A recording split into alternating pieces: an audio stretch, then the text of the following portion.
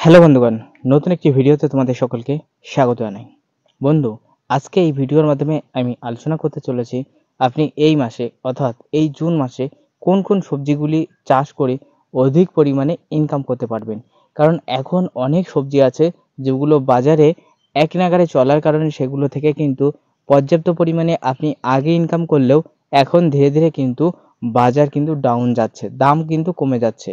পটল আগে ১ কেজি পটল ৫০ টাকা ৬০ টাকা কেজি দরে কিন্তু পর্যন্ত বিক্রি হয়েছে। কিন্তু সেই পটল এখন ১০ টাকা কেজি দরে তাই বিক্রি হচ্ছে না। তাহলে একঘেয়ে প্রকৃতির সবজি কিন্তু মানুষ কিন্তু বারে বারে খেতে পছন্দ করে না। সেই জন্য আলাদা রকমের সবজি চাষ করে অধিক পরিমাণে কিন্তু ইনকাম করতে হবে। কারণ আলাদা ধরনের সবজি কিন্তু মানুষ খেতে পছন্দ করে। তাই আলাদা ধরনের সবজিগুলি আমাদের চাষ করে অধিক পরিমাণে ইনকাম শুরু করতে হবে। তাই এই জুন মাসে আপনি কোন কোন সবজিগুলি চাষ করে অধিক পরিমাণে ইনকাম করতে পারবেন সেটা নিয়েই বিস্তারিত বর্ণনা বা আলোচনা করা হবে। তাই প্রত্যেকেই ভিডিওটা শেষ পর্যন্ত দেখার চেষ্টা করবেন এবং চ্যানেলে নতুন হলে একটু সাবস্ক্রাইব করে পাশের বেল আইকনটি বাজিয়ে দেবেন এরকম কৃষিভিত্তিক ভিডিওর নোটিফিকেশন আপনার মোবাইলে সবার প্রথমে পাওয়ার জন্য। চলুন বন্ধুরা এক এক করে এগিয়ে যাই। বন্ধু, এই টাইমে অর্থকরী ফসলের মধ্যে অন্যতম কয়েকটা ফসল রয়েছে, সেটা হলো সেগুলো আগাম ফসল। হ্যাঁ বন্ধু, শীতকালীন যে সমস্ত ফসল হয়ে থাকে সেই সমস্ত ফসলগুলি আপনি আগাম চাষ করবেন। হ্যাঁ, আগাম চাষ করতে হবে। কোন কোন ফসলগুলি আগাম চাষ করলে আমরা অধিক পরিমাণে ইনকাম করতে পারবো, আর কোন মাসের মধ্যে আমরা এই ফসলগুলি যদি তুলতে পারি তাহলে অধিক ইনকাম করতে পারবো। আমরা যদি আগাম ফসলগুলি যদি আমরা শ্রাবণ মাসের প্রথম দিকে যদি বাজারে তুলতে পারি তাহলে সেখান থেকে প্রচুর ইনকাম করতে পারবো। পাইকারি রেট ১০০ থেকে ১১০ থেকে ২০ টাকা, এইরকম ১০০ টাকার ওপরেই কিন্তু পাইকারি রেট থাকবে তোমার ফসলে। তাই এখনই কিন্তু আমাদের আগাম সবজি চাষের দিকে ঝুঁকতে হবে। ফার্স্টে আমি আগাম ফসল হিসেবে আমি চাষিদের রিকমেন্ড করব, সামনে আষাঢ় মাস আসতে চলেছে। এই আষাঢ় মাসে কিন্তু সিম বপন করে। তবে আপনি যদি এখন সিম বপন করতে পারেন তাহলে আপনার সিমটা কিন্তু পুরোপুরি এক্কেবারে শ্রাবণ মাসের ১০ থেকে ১৫ তারিখ নাগাদই কিন্তু আপনি সিম তুলতে পারবেন। অবশ্যই সিমের সঠিক জাত চুজ করবেন, যে জাতটা কিন্তু ওই বর্ষাকালীন ক্ষেত্রে হয়ে থাকে বন্ধু। যেমন আমরা বর্তমানে সিমের জাত হিসাবে চাষিদের কিন্তু পাঠাচ্ছি গৌরাঙ্গ নার্সারির বর্তমানে যে সিম ৪৫ দিনের ধরন বন্ধু ১২ মাসে হয়ে থাকে। আষাঢ়, বৈশাখ, জ্যৈষ্ঠ, আষাঢ় এই ৩ মাস বাদে সমস্ত মাসগুলিতে কিন্তু এই সিম হয়ে থাকে। তাই আপনাদের একটু হলেও গৌরাঙ্গ নার্সারি এই সিমের বীজটা চাষ করতে পারেন। অবশ্যই সঠিক জাত চুজ করবেন, চাষ করবেন, তা না হলে চাষ করবেন না। ঠিক আছে?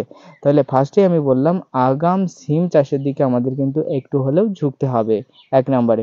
তাহলে ২ নম্বরে ফসল হিসেবে কি চাষ করতে হবে? ২ নম্বরে ফসল হিসাবে আপনাদের আমি রিকমেন্ড করব একটু হলেও বাঁধাকপি চাষের দিকে ঝুঁকতে হবে। হ্যাঁ বন্ধু, তোমরা জানো অনেক চাষি বন্ধু কিন্তু এই আষাঢ় মাসে বাঁধাকপির চারা জমিতে বপন করবে। জ্যৈষ্ঠ মাসের ১ম দিকেই জমিতে চারা বা পাতা খোলা তৈরি করে বা বীজতলা তৈরি করে এবং তার পরবর্তীতে যখন আষাঢ় মাস আসে তখনই কিন্তু তারা জমিতে চারাগুলি কিন্তু বপন করা শুরু করে দেয়। তাই আপনাদের রিকমেন্ড করব, আপনি যদি এখনও বীজতলা তৈরি যদি না করে থাকেন তাহলে খুব দ্রুত বাজার থেকে ক্রয় করে নিয়ে আসুন। নামধারী NS ৪৩ এই বাঁধাকপির জাতটা এখন হয়ে থাকে। আষাঢ় মাসে বপন করলেন, শ্রাবণ মাসের শেষের দিকে আপনি কিন্তু জমি থেকে তুলতে পারবেন, বাজারে বিক্রি করতে পারবেন। তবে সিংজেন্টা বা অন্যান্য যদি বাঁধাকপি চাষ করেন হবে, কিন্তু অন্যান্য জাতের বাঁধাকপি কিন্তু সাদা টাইপের হবে, ছোট টাইপের। কিন্তু নামধারী NS ৪৩ পুরো একেবারে শীতকালীন ক্ষেতের মতো ১ থেকে ১.৫ কেজি এর ওয়েট থাকবে। তাহলে আমাদের বাঁধাকপি চাষের দিকে ঝুঁকতে হবে। ২ নম্বরে আমাদের কিন্তু ফুলকপি চাষের দিকে ঝুঁকতে হবে। হ্যাঁ বন্ধু, তোমরা জানো সিংজেন্টার অন্যতম নামকরা একটা ফুলকপির বীজ যেটার নাম কোহিনূর বীজ বন্ধু, তোমরা জানো। এই বীজটা যদি তোমরা চাষ করতে পারো, বিশেষ করে যদি এখন বীজতলা তৈরি করতে পারো, এখন বীজতলা যদি তৈরি করা যায় তাহলে সেটা যদি আষাঢ় মাসের ১৫ থেকে ২০ তারিখ নাগাদ তুমি যদি বপন করতে পারো, এখান থেকেও প্রচুর ইনকাম করতে পারবে। তবে ফুলে একটু খাটনি আছে, একটু বেশি খরচ আছে, কারণ শীতকালীন ক্ষেত্রের মতো অত পরিমাণে ভালো ফুল হবে না। তবে যতটুকু হবে আপনি কিন্তু একটা পর্যাপ্ত পরিমাণে হিউজ পরিমাণে ইনকাম করতে পারবেন। তাই আপনাদের রিকমেন্ড করব এই টাইমে একটু হলেও ফুলকপি চাষ করতে হবে আগামটা। হ্যাঁ বন্ধু, মাঠকে মাঠ এখন চাষি বন্ধুরা আগাম সবজি চাষের দিকে ঝুঁকছেন, কারণ তারা একঘেয়েমি প্রকৃতির সবজি কিন্তু চাষে থেকে বিরত থাকছেন। কারণ যে সমস্ত ফসল চাষ করে অধিক ইনকাম করা যায় সেগুলোই চাষ করতে হবে, কারণ এখন চাষে প্রচুর পরিমাণে খরচ রয়েছে। তাই সেই খরচগুলি তোলার জন্য এখন আমাদের আগাম সবজিগুলি চাষ শুরু করতে হবে। তাহলে ফুলকপির পরে আমরা কি চাষ শুরু করব? ফুলকপির পরে আমরা কিন্তু বেডকরণ বা ডাঁড়াকরণ করে আর কিছুদিন পরে আষাঢ় মাসের 1 থেকে 2 তারিখ নাগাদ আসার মধ্যেই আমরা কিন্তু কি করব? ভেলিকরণ করব। এই ভেলিকরণ করে সেখানে মূলো শাক চাষ করব। হ্যাঁ বন্ধু, আপনারা জানেন বর্ষাকাল অর্থাৎ এই আষাঢ় মাসের সিজনে কিন্তু অতিরিক্ত তাপ না থাকলে বর্ষা পড়লে সেখানে কিন্তু যথেষ্ট হারে মূলো নামে এবং এই মূলো কিন্তু বাজারিক চাহিদা তখন প্রচুর হারে থাকে। 3 থেকে 4টি কিন্তু মূলো তার দাম কিন্তু 15 টাকা তারি দরে বিক্রি হয়ে থাকে। কেজি দর কিন্তু প্রায় কিন্তু 50 থেকে 60 টাকা কেজি থাকে। তাই আপনাদের আমি বারে রিকমেন্ড করব মূলো শাক চাষের দিকে আমাদের ঝুঁকতে হবে আর কিছুদিন বাদে তাহলে মূলো শাক চাষ করতে হবে। কিন্তু আপনারা যদি মনে করেন যে একটু পালং শাক চাষ করবেন মূলোর ভিতরে তাও দিতে পারেন। তবে কিন্তু বন্ধু শুধুমাত্র অনলি ফর মূলো শাক চাষ করাটাই আমার মতে বেটার হবে। তাহলে বুঝলেন বন্ধু, অর্থকরী ফসলগুলি চাষ আমাদের করতে হবে। এর পরবর্তীতে অর্থকরী ফসল হিসেবে আরেকটি রয়েছে, সেটা হলো বন্ধু শসা। বর্ষাকালীন শসা বন্ধু, বর্ষাকাল যত পড়ে ততই কিন্তু শসার কিন্তু বাজারিক চাহিদা একটা হিউজ পরিমাণে থাকে, কিন্তু সেই টাইমটায় বাজারে শসা থাকে না, কারণ বর্ষাকালীন ক্ষেত্রে অনেক নিচু জমিগুলিতে শসা হয় না। কিন্তু গ্রীষ্মকালীন আগাম যে শসাটা হয়ে থাকে বৈশাখ জ্যৈষ্ঠ মাসে যেটা বপন করা হয় সেই সমস্ত শসা কিন্তু নিচু জমিগুলিতেও হয়ে থাকে।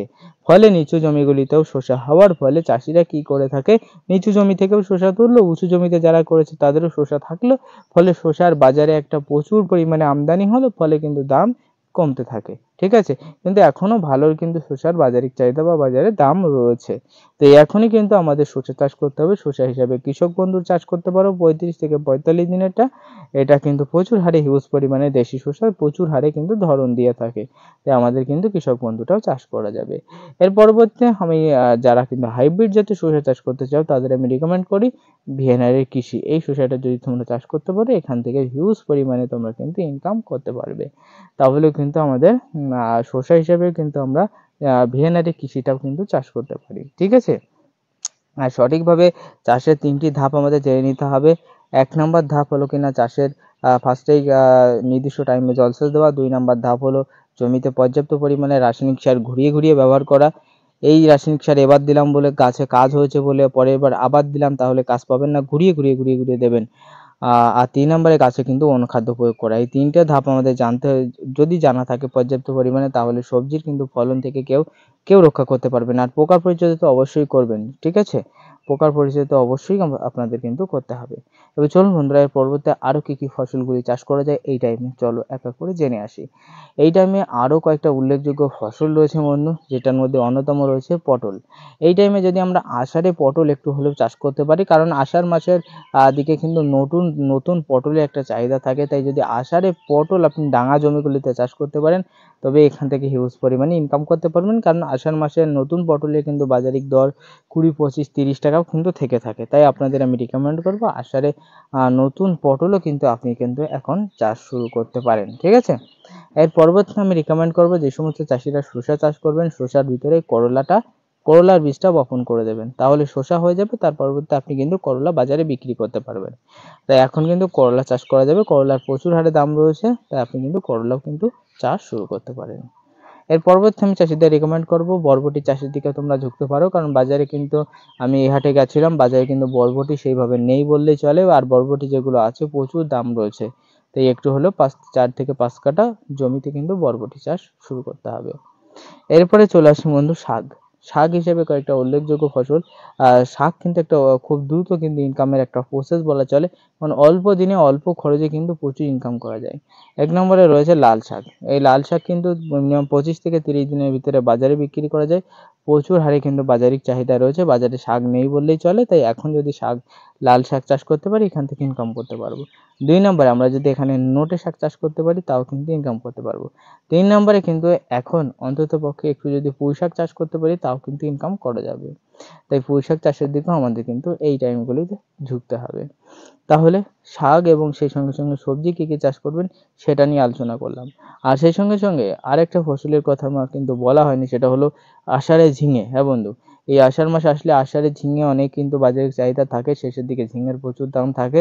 তাই আষাঢ়ে ঝিঙে তোমরা যদি এখন চাষ করতে পারো, এখান থেকেও ইনকাম করতে পারবে।